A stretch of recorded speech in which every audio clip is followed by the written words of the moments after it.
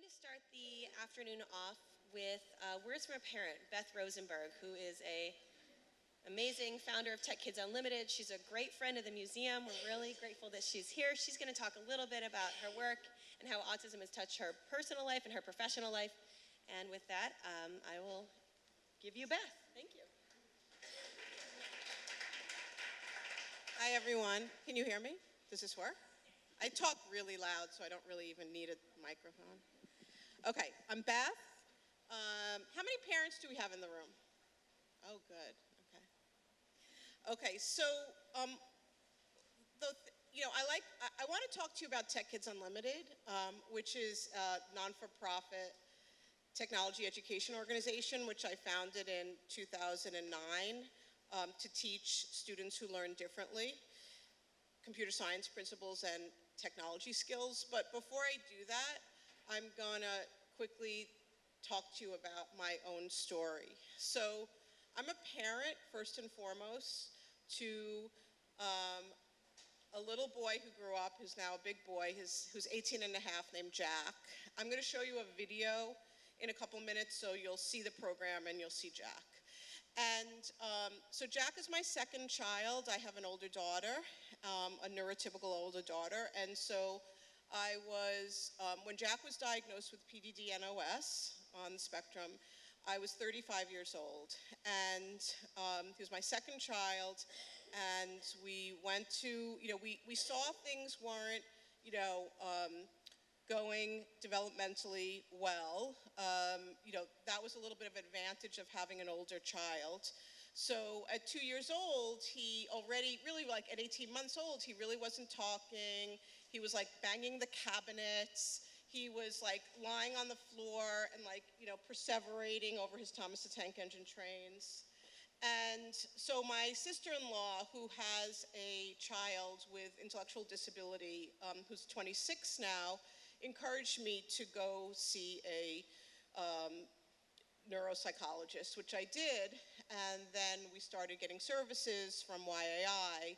And I remember, initially the services that we received were like speech and language and physical therapy, and we had to see it, a play therapist, and we had an occupational therapist. And then I heard about something called the ABA, and I said to my sister-in-law, well, how am I going to possibly fit 20 hours of ABA into his schedule? And she laughed at me, and she said, you're going to do it. And so then really for 5 years, from age 2 to 6, Jack had ABA therapy, which he doesn't even remember at all. He worked 40 hours a week, this little boy. And so about a year ago, when we passed the playground where we live by, my daughter was being very sentimental. She was graduating from college, and she was like, oh, Mom, do you remember we used to hang out in the playground? And Jack looked at us and said, but I don't remember that. And I said, because you didn't hang out at the playground. You were in your room doing all sorts of therapy with all your therapists. And he was like, oh.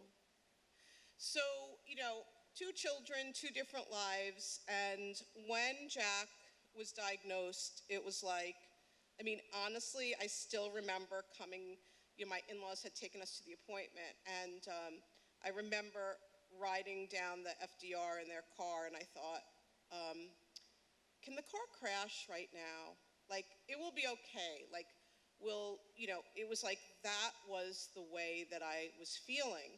And it was, really, really hard. It's still hard. It's really hard now because my son is 18 and a half, and, when I hear my friends' kids are going to college and they got accepted here or there, and I'm like, I don't know. I don't know what's happening to my guy. I just don't know. So, there's an old feminist saying, it's the personal is political. And I guess I'm an old feminist at this point. And so when my son was about 9 years old, he was at a special needs school, and he had a 12-month IEP, and he realized that the summer was actually school. Like he knew that like you get a week off in June, and then right after like July 4th, you had to go back to school, which of course the school called summer camp for 6 weeks. And he looked at me and he was like, I don't want to go back. And he's like, can I do something else? And I thought, what would be the harm of taking him out 1 or 2 weeks, to generalize? Everyone talks about generalizing. And so I thought, okay, I'm going to find some 1-week camps, and I'm going to enroll him. So one of the camps that I enrolled him in was like a zoo camp, because he loves animals. And I sent him the first day, and I told the whole staff, his issues, etc. And he went the first day. He went with a friend that was also, he knew from his school. And by the second day, when I picked him up, he was like, I'm not going back. And I was like, why? And he's like, I just don't like it. I'm not going back. So I emailed the camp, and I've been an educator. First I worked at, when I graduated college, I actually have a degree in art history, a BA and MA in art history, and I worked at the Guggenheim Museum, and what I did was I worked in the education department, and I was working really with students and teachers and principals and communities, teaching them about art and art history. And I was mostly working with underserved, like sort of Title I students. Because that's what you do in an education department in a museum. And so I had a long career as an educator, and so when he said to me he didn't want to go back, I said, okay, well, let's go together, and I'll be your shadow. And I called up the camp, and I said, can I be a shadow? And they said, great. So I remember walking up there to on a hill, and they walked the kids up on the hill in 90-degree weather in the summer. And we get to the hill, and we get to the shaded area, and they give out these little plastic animals to all the kids. And they group the kids in twos, and they say, okay, here's the plastic animal, and I want you and your friend to make up a story about the plastic animal, and then everyone's gonna tell their story, and we'll be back to you in 15 minutes. And right then and there, I literally walked down the hill with him. Because I thought, guess what? A, he's not going to initiate any conversation with anyone. B, he doesn't understand narrative or how to tell a story. And he's just going to sit there being frustrated and full of anxiety that when it comes to his turn to, tell the story, to present. So we walked down, and I ate the money, as we all know how to do as parents. And I just thought, oh God, this is ridiculous. So remember, this was 2009, okay? 2009, it's 2017 now. Years really go by fast. And I was really, upset because I just didn't know there was no supportive environment for where to send him. And so at the time I was working at the JCC Manhattan on the special needs team. I was a consultant there, and I loved that because it really exposed me to a lot of ideas and theories and great people. And they had a program really which was little kids, and then they were starting out their program for older kids aged 20 to 40, which is called Adaptations. And if you don't know about that program, you should definitely know about it, because little kids with autism grow up to be big kids with autism. And so I was working there, and I had met another mom. It's the moms, right? Who had started a school, for her child who has Down syndrome. And she said, come see my school. And I went and I saw her school, and she had this beautiful Mac classroom. And I think around that time I was consulting for the Jewish Museum with my friend Dara Cohen over there, who was doing some fantastic stuff for neurotypical kids, video stuff. And she said to me, as part of my consulting thing, she said, can you put some special needs kids into this neurotypical classroom? So we did that. And I was like, why aren't our kids, the kids with special needs, in video editing classrooms? Why aren't they producing culture instead of just playing games? So a lot of different ideas, light bulbs going off in my head. I saw this classroom. I said to the head of the school, would you give me your classroom for a week? She said, great, you can have my classroom for a week. The beginning of June came. Her secretary called me up. She said, you know what, we had to rent the school So I'm sorry, you can't do that program. You know, a lot of schools have to rent their facilities to other places over the summer. And I looked at my husband, I'll never forget, I looked at my husband and I said, they can't do it, but I don't care, we're gonna do it. And he said, great, go ahead, do it. And I, at the time, show how old I am, I opened up my Rolodex, you know, my Palm Pilot, whatever. And I said, I wrote an email out and I said, who will give me their Media Lab classroom for 1 week for free in the summer of 2009? And it turned out that JCC Manhattan was interested in giving it to me because I had a relationship with them. But not only were they interested in me, it was like the floodgates opened. It was like other, institutions that I had been working with and other friends and university professors and stuff were like, come to us, no, come to us, no, come to us. So we went to the JCC Manhattan and I hired two amazing people who were doing their PhDs up at Teachers College who knew nothing about special needs. And I taught them. And they team taught, and we had a class of maybe 10 to 12 kids, and the kids did video editing. And that is the story of the beginning of TechKids Unlimited.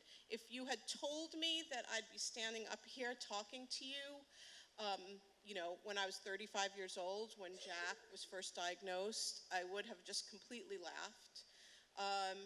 So it's kind of funny how, your life takes a turn when your professional life takes a turn when your life takes a turn. So TechKids Unlimited, we really incubated the program from 2009 to 2013, at which time I always have been teaching, and one of my board members who was teaching at NYU-Tandon School of Engineering, he said, we're moving into a new space. We have a lab, which we're calling the Ability Lab. I would like to feature your program that I heard you're doing with students with disabilities in this lab, and what do you think? And I was like, game on. And so we started in the summer of 2013 at NYU-Tandon School of Engineering, right here in downtown Brooklyn. And this, and before that, we had worked at Pace University, because I went back to school to get another master's in educational technology, and we brought the program there, so I was like incubating the program there. It took a long time. And then I met this amazing woman, Shirley, over there, and also another person, Stuart, who's not here, but Shirley was my seed funder. I met her, and if it wasn't, I call it, she's like my fairy godmother, because she gave me a grant to start the program. And smartly, and I think she's going to talk about this when she talks about grants, she said, I don't want to be the only one who funds your program. So I racked my brain and I thought, like, how can I get some more funding for the program? And it turns out my husband's very good friend works for Goldman Sachs. So I called him up. I said, I'm doing this. Will you give me a grant? And he said yes. So now I had 2 grants to start the program, and in May of 2014, we got non-for-profit status, and we haven't stopped since. So we now see 250 kids a year. We have annual programs. The annual programs consist of Sunday programs. They consist of February week. We do a suite of 7 to 8 weeks of summer programs, and the exciting part too is that we now have 2 programs because the little kids and my kid grew up, and last summer he turned to me and he said, I don't want to be with the babies anymore. And I said, you're right, you're 17, you shouldn't have to be with 8-year-olds. So we created a separate program for those groups. So we have our youth program, which is age 7 to 13. We have our teen program, which is age 14 to 20. And our idea is that we're going to create a middle program, so that actually will, in the future, that's what we're going to do. We'll have 3, programs.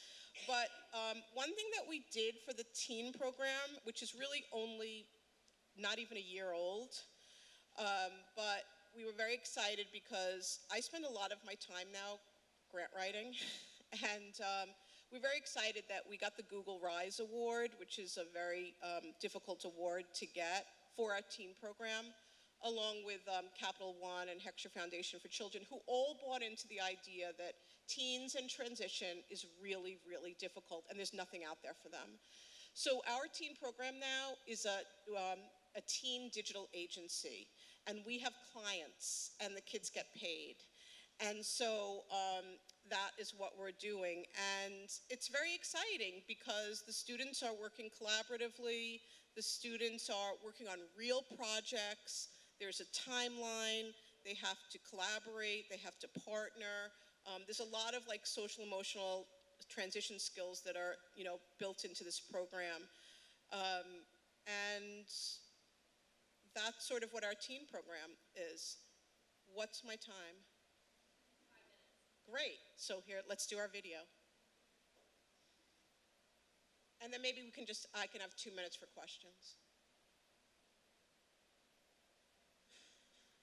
When you get 15 points? Yeah. Pong Trump? Pong Trump Edition. We're getting a sneak peek into what it takes to make a video game from scratch. When the border circle position is above CPU, the creativity's just exploding here at TechKids Unlimited. We get to go crazy with our projects and be all silly about it. Basically learning how to design like easy games that have already been made so that we can learn to design our own games in the future. A future in technology these children now believe is possible. And what company would you like to work for? probably Nintendo, because that was my favorite company so far. Confidence and optimism cultivated by the nonprofit which serves those who learn differently. These kids are smart, these kids are passionate, and they love technology, and they just don't have the kind of support and nurturing in the classroom that they need in order to succeed. That reality is very close to home for Beth Rosenberg, who first started this organization for her son, Jack. At 2 years old, he really didn't talk, and then my family encouraged me to take him to early intervention. These classes have helped Jack and dozens of others since 2009. It's really helped me evolve in all of my friendships I've made. I like it because, number one, fun. Yeah. Number two, it gets me out of the house. For some, it's about changing how they view themselves after being told for years they couldn't do certain things. If I have disabilities, who cares, really? Because you are who you are. And that's the only thing you can control. A variety of software programs are taught through week-long camps and workshops. It gives the kids the interest and the know-how to then take those programs and continue at home. For Jack, that interest has turned to many passions. Tell me who you like imitating.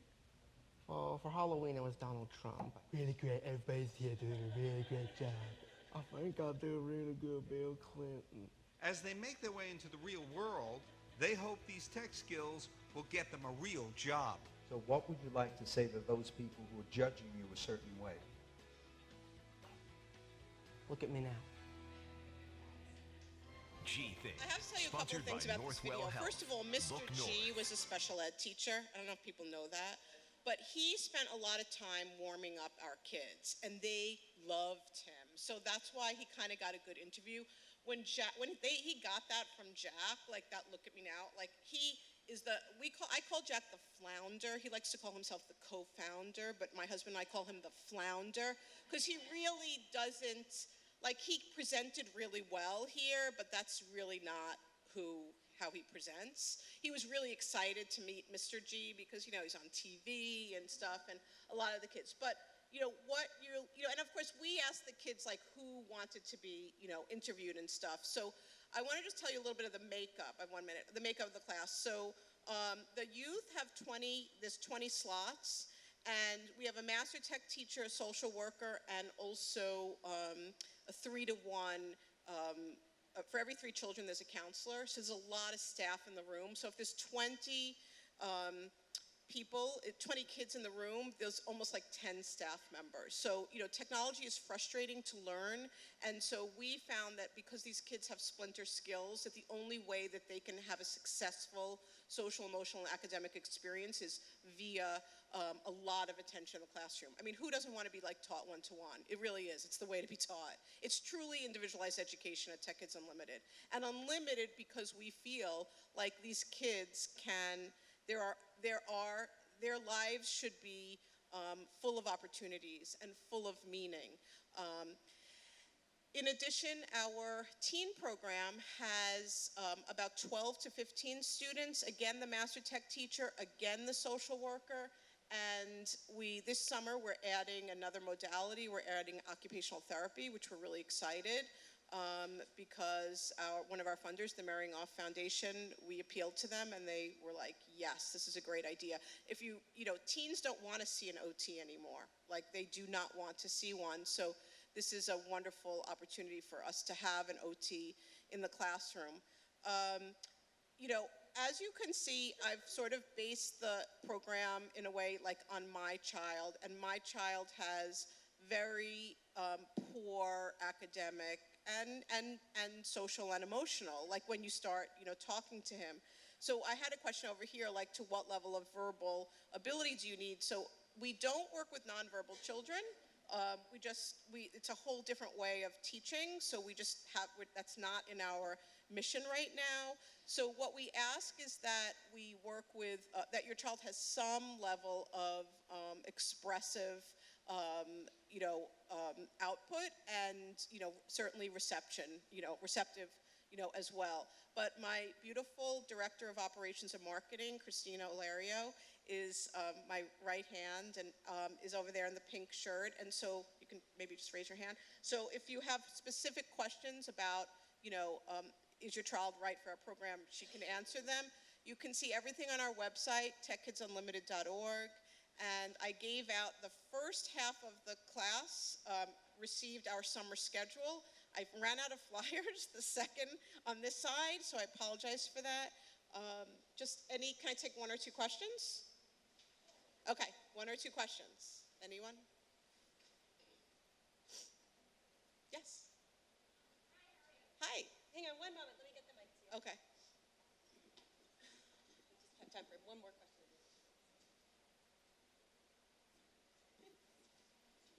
Hi, I'm from the Franklin Institute, and you're actually kind of the reason I came today, is because I wanted to hear, and everybody else in the OTs and everybody. I love you all equally, but I really wanted to hear from a parent. Yeah, I really wanted to hear from a parent because we've been kind of branching into this whole team programming as a whole, and there's been organizations that have asked us to do life skills around tech. And it's been really fun. We've learned a lot. We've tried some things that weren't for the public, for people that, like programs that we work with already.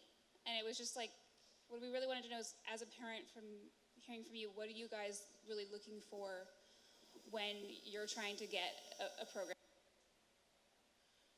So for me, I feel like the supportive program, the small supportive programs with the trained staff is the key thing.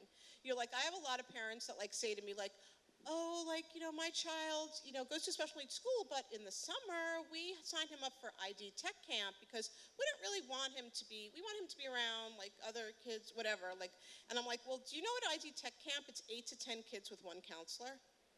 And I'm like, they're like, oh, he could do it. And inevitably, the next summer, they come to TechKids Unlimited, because the students, behaviors, et cetera, they just don't disappear overnight, or even in the summer when it's hot and they're frustrated and they're placed in a new environment. So I can talk to you more about that. I'm happy to, after the conference. But one thing I definitely really want to say that I hear a lot about is that, the federal government is not going to push our kids it's not going to give them jobs, it's not going to push our kids to make sure that they have a meaningful life. I mean, the statistics for students on the spectrum are staggering. And even if you're lucky enough to have your kid go to Brandeis, or one of our kids is going to go to Vassar, from TechKids Unlimited, it doesn't mean they're going to get a job. It doesn't mean that anyone's going to hire them. So I really just want to encourage everyone here, especially parents, therapists, et cetera, teachers, that if you want to see a change, start a revolution, because the only way we're going to get our population of 1 in 68 kids who grow up into be adults to have meaningful lives is if we do something now. Don't wait for someone else to start a program or a social skills program or a basketball program or a tennis program. Do it. Do it now. You know, be that person that starts that micro revolt. That's the only way that our kids will be able to prosper. All right, we have time for... And that's a good way to end. Right? Yeah, I think, you know what, I think we need to end there. We're a little bit behind schedule, but Beth is going to be around. We have time. We have a break. We also have a reception. So there'll be plenty of time to talk to the rest of our panelists. Thank you so much, Beth. Thank you.